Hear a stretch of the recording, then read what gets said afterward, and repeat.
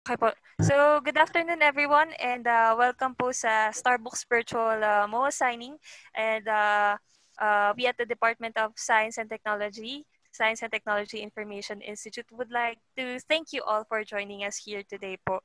So, as Starbucks plays a vital role in STEM education today, we at the DOST-STII have been looking for a new roster of invaluable partners to help us enhance our public service during the new normal. So today, napakaswerte po natin. Bagamat meron pong bagyo, ay tayo po ay makakapag-proceed sa MOA signing ngayon. And today, we have here the Rizal Technological University and also the Department of Science and Technology National Capital Region Office po. So, okay, without further ado, since baka po mag-uwian na din po tayo, let's proceed on getting our MOAs signed. So, simple lang po yung gagawin natin, mga ma'am and sir. Okay po. So, meron na po tayong mga printouts ng ating pong MOA. Meron na po. Okay, yes. So, ito pong ating mga MOA. Yes po. Okay. So, ang gagawin lang po is pirmahan nyo lang po each pages po na meron po sa inyo. Lahat po ng page pipirmahan po ninyo. Then, after po ninyong pirmahan, sabay-sabay po tayong ilalagay nyo po, ipapakita nyo po yung ating documents sa camera for photo op. So, ganun lang po ang ating virtual MOA signing ngayon.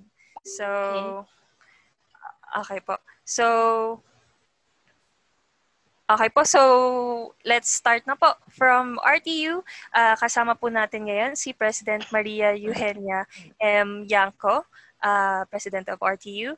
And also, we have from RTU, Dr. Magno Kendangan, Vice President for Academic Affairs. And we also have here Ma'am Rose Ann Bautista, Department Head of ESS. And of course, ang amin pong mga pioneer talaga na nakausap from RTU, si Mr. Ryan Manuel Guido. He will witness this MOA signing din po today. He is the Vice President of Academic Affairs and also the Dean of College of Engineering po. So, yan po ang ating delegates from Rizal Technological University po. So, welcome po mga ma'am and sir ngayon. Okay, so also this MOA po, ang pipirmahan nating MOA ngayon ay tripartite MOA. So, it's between the Rizal Technological University, the DOST-STII, and the DOST-NCR. So, from the DOST-NCR, we have nandito po si Mr. Director Jose B. Patalinhug III, Regional Director of DOST-NCR, and also Engineer Arman Bionat, ARD for Technical for TOD po. So, and kasama din po natin ang Cluster Director ng DOST-NCR, Oscar Sevilla Pamamarisan. So, okay, so ayun po, having said po yung lahat ng ating guest and yung instructions for the MOA signing, let us all hear it first po. Opening remarks po from Director Richard P. Burgos. Director? All right, so thank you, Aliana. I hope you are safe over there. Malacanang just announced that we can now go home. There will be no classes until tomorrow. All right, so kahit na bagyo ay patuloy tayo sa ating palatuntunan sa hapon na ito.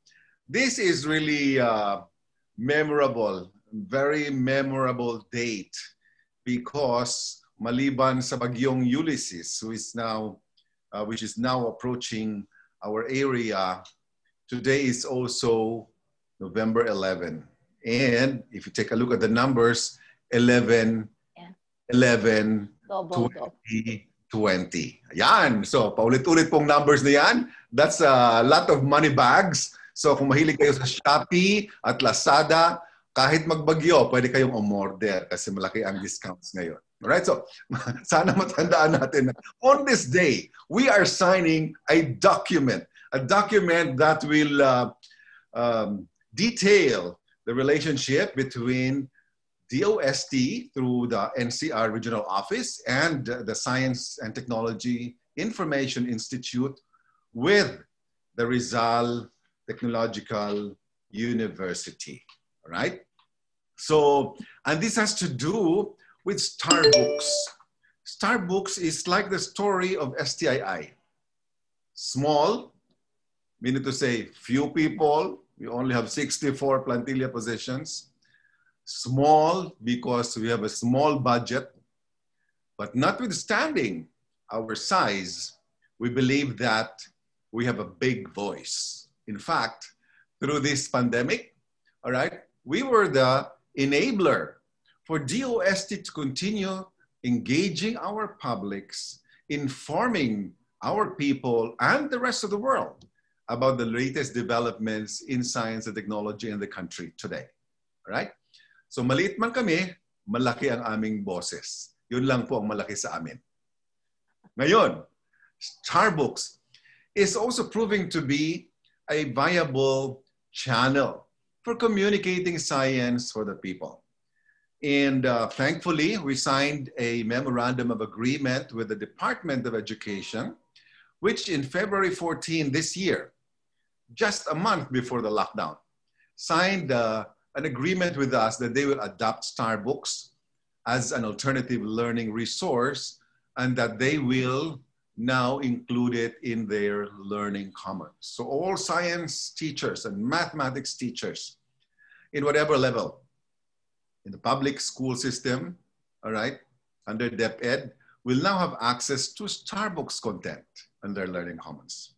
Now we are also expanding that to include Rizal Technological University to benefit its students and faculty, but also to allow us to benefit from their collection of content generated by the university. So it's going to be an exciting relationship, all right? Hindi ko alam how RTU considers itself. We consider ourselves small but powerful, all right? Baka RTU considers itself powerful lang. We need that power source also, okay? We need that power source because we are so small, all right? We need to expand our reach. We need to expand our capabilities, and we can only do that through partners who are willing to partner with us through thick and thin. I've always been telling people around this time of the pandemic, which has thrust us into a new situation and constrained our movements and many other things. We are so constrained these days. But notwithstanding, we still need to survive and, in fact, to thrive through the pandemic. How do we do that? I keep telling my staff and people I meet that we can survive the pandemic and, in fact, thrive through it if we do three things. So ito yung PPE na kailangan natin. Okay? PPE starts with P. And it really means, for me, pivot. Kailangan mag-pivot tayo. Find another way. If you can't deliver your service this way, find another way. Mag-pivot tayo. Always with the customer, the end user, the public in mind. So mag-pivot tayo. STARBOOKS nag-pivot na rin. Di ba? So, ang aming library, sarado na. Nobody is allowed inside our library. But we had a commitment, and DBM will check whether we have served our public. So what we are doing now is to conduct familiarization tours online, to conduct webinars online. So more and more people get to know about our library and our collection. And thankfully, there is a heightened interest in authoritative sources of information. And that's the role we need to play. So, hindi na pwede yung physical visits, nag-pivot na tayo to be online and to be available to our public. All right. The second item is perform. Perform because we are mandated to perform. And the pandemic is not an excuse, right? So we're here to perform. And we still have our targets in place. There were some gaps, but we are trying very hard to fill the gaps and ensure that by year end, all our deliverables are completely delivered. So we cannot not perform, even if there's a pandemic, okay? And if we are committed to perform, we will survive this pandemic and even thrive through it. But the last element is really excel. Excel because it's not enough to just perform. We need to excel. And we can show this by taking the extra mile in whatever we do, okay? Today, by inking this memorandum of agreement with the Rizal Technological University, we are putting our best foot forward. And we really hope that we can extend our reach, we can enrich our collection, and we can serve our public better with this one. Remember, pivot, perform, excel. This is the formula to be safe, to survive, and to thrive through the pandemic. So I'd like to thank the university president and Dr. Maria Eugenia Yanko and her team, right? Together with our partners from DOST, our NCR office led by Director Jojo Patalinghug, all right? And of course, our staff from DOST-STII for making this possible, right? Thank you very much. And let's celebrate 11/11/2020. But ensure that we also are safe from Ulysses. So thank you very much at more power to all of us and magandang hapon sa ating lahat. All right. So RTU shall for its exclusive account perform in timely, proper, and adequate fashion for the following. First, provide DOST-STII the digital copy of the PDF, document, MP3, MP4, JPEG, PNG file of astronomy collection without any fee to be included in the STARBOOKS database. Secondly, promote the use and benefits of STARBOOKS to other institutions.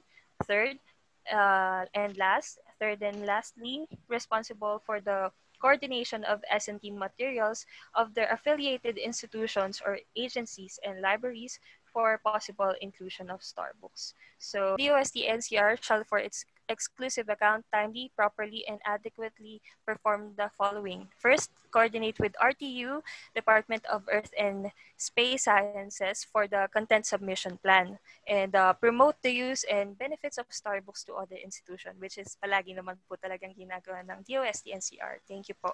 And lastly po, from the DOST-STII, we have here the main signatory, Director Richard P. Burgos, and to witness the MOA signing po, Mr. Alan C. Taule, the Information Resources and Analysis Division Chief.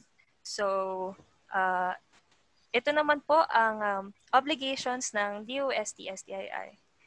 Okay na ba si Sir? Tsaka, ayan, okay na. Galing. So next po, the DOST-STII shall, for its exclusive account, timely, properly, and adequately perform the following. First, be responsible for the processing of contents submitted. Second, provide the science and technology information contents for the STARBOOKS system. And lastly, ensure that proper attribution is followed, allotting a module to feature on feed PDF, document, MP3, MP4, JPEG, PNG file as a special collection. So, yan po ang obligations ng DOST-STII. To the DOST Science and Technology Information Institute Director, Mr. Richard P. Burgos. the DOST-NCR Regional Director and one of the regents of Rizal Technological University, Mr. Jose Patalinhug III, our Vice President for Academic Affairs, Dr. Magno Kendangan, the Chief of the DOST Information Resources and Analysis Division, Mr. Alan C. Taule, sa pinakamamahal naming DOST-NCR Cluster Director, si Mr. Oscar Sevilla Jr., the Director of the RTU Research and Development Center, Dr. Ryan Guido, the Head of the RTU Earth and Space Science Department, Professor Rose Ann Bautista, friends from DOST and colleagues from RTU, isang maulan at mabagyo pong hapon sa inyong lahat. Kanina, Mr. Burgos was asking, he was telling us that DOST is small but, ano yung sabi niyo, sir? Powerful. Yeah, powerful. RTU is not that big, but we are proud to say that we are innovative. Okay, so our university is once again very happy to have this MOA signing with the DOST Starbooks. Our students, especially those from the College of Engineering, Architecture, and Technology, will be able to have an access to all science and technology resources in various formats. These resources will allow our faculty and students to create interest in their field of specialization and encourage their curiosity to develop new inventions and innovations. Likewise, this will help them conceptualize and come up with their own research studies. So on behalf of the Rizal Technological University, we would like to thank DOST Starbooks for this opportunity. Good afternoon to all and stay safe. Thank you po. Thank you, ma'am. Stay safe din po. And bago po natin makalimutan, yung mga pinirmahan po nating MOA kanina, ma'am and sir, lagay po natin dito sa screen. So parang ganito lang siya. Pero kita pa rin po yung ating mga faces. So, yan. Parang ganyan. Yes po. Medyo ilapit pa po, ma'am. Yan. Medyo sa gilid siguro po. Yan, pwede na yan siguro, ma'am. Yeah, yung sa inyo, kina Ma'am Rose Ann din po, kung may hawak sila, pwede rin. Si Sir Magno po, si Sir Magno po ba may, wala pa, sige po. Wala. Wait lang po. Sir Richard, yung ano nyo po, document nyo po. Yan. Okay, wait lang po Sige.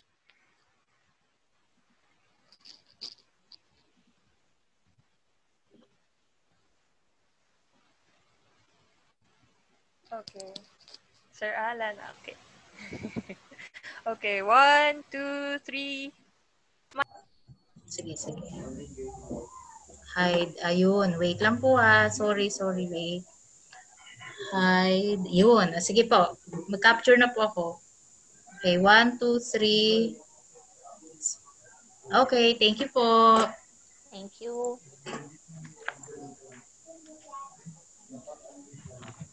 Alright, so thank you, ma'am. And ayan, our MOAs are signed na po. And to end this simple activity, may I call on po Sir Oscar Sevilla, Cluster Director of DOST Pamamarisan, for the closing remarks. Magandang hapon po sa ating lahat. Pinapaabot po ng aming Sir Jojo, aming Regional Director. Hindi siya nakasama ngayong hapon na to. Medyo, nga po, nasabi ko kanina, nagpatong-patong na po yung schedule niya. And ako po ang kanyang isinuko. Si Richard kami po, small din pala. Small din po ang NCR. Mas small pa sa inyo, sir. Ganun ba? Opo. 30 plus na po ang aming plantilla position, sir. Pero mas laki budget nyo. Ay, yun po. Yun po. To our STI directors, Sir Richard Burgos, Madam President, Yanko, sa ating pong colleagues from DOST, sa mga officials ng RTU, sa lahat po ng mga kasama natin ngayon na narito na nagpagod para maging successful itong ating activity na ito. So, sa ngalan po ng ating Regional Director, si Sir Jojo, kami po ay patuloy na susuportahan sa mga gawain na merong kinalaman sa paggamit ng science, technology, and innovation upang makatulong, lalong-lalo na po yung sa sektor ng edukasyon. Binabanggit po yung STARBOOKS na magiging tulay para dun sa ating mga mag-aaral na pumunta sa STEM. Ang DOST-NCR po ay naniniwala na ang patuloy na upgrading or improvement ng ating STARBOOKS sa pamamagitan ng content sharing mula sa ating mga R&D partners katulad po ng RTU ay mapagbibigay pa ng mas malawak na serbisyo para sa ating mga mag-aaral. Yung RTU po kilala na meron pong mga kaalaman sa astronomiya at kami po ay nagpapasalamat na willing silang ibahagi ang mga impormasyon tungkol dito. Sa pamamagitan po nga ng ating STARBOOKS at mapakinabangan ito ng ating mga mag-aaral sa iba't ibang panig ng bansa. Ang STARBOOKS po na mula sa DOST-STII ay may isang programa na napapanahon lalo na ngayon na meron tayong pandemya na puro online na yung ating mga pinupuntahan. Muli po, kami ay nagpapasalamat sa suporta na binibigay ng aming partners, DOST, STII at RTU, na katuwang namin sa pagdadala ng science, technology, and innovation sa taong bayan at makakaasa po kayo na ang aming opisina ay laging handang magdala ng mga serbisyo at programa ng science for the people. Muli, isang magandang hapon po sa ating lahat.